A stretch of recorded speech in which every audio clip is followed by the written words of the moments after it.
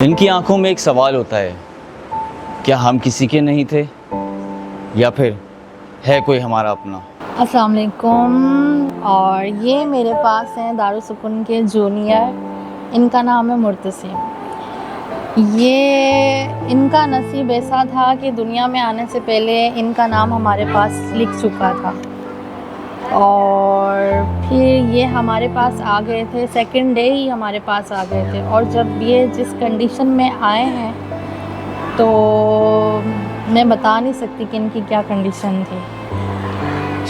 इनको यहीं पर नहलाया गया और इनको रेडी किया गया और इनकी मम्मा को ये बोला गया कि आपका बेबी डेथ हो गई है।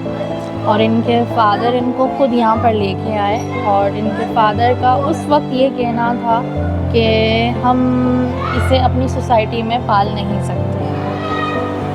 इनकी मम्मा की प्रेगनेंसी में बस ये नज़र आया था कि थोड़ा सा कुछ एबनॉर्मल है। कोई अपने घर में अगर ये होता तो उसको शायद इतना प्यार नहीं मिलता जितना यहाँ प्यार मिल रहा है। यहाँ इसको गोद में लेने के लिए लड़ते हैं, घुमाने के लिए लड़ते हैं सब। और यहाँ इसकी इतनी सारी मम्मा है कि इसकी मम्मा कुछ भी नहीं है इन मम्माओं के आगे।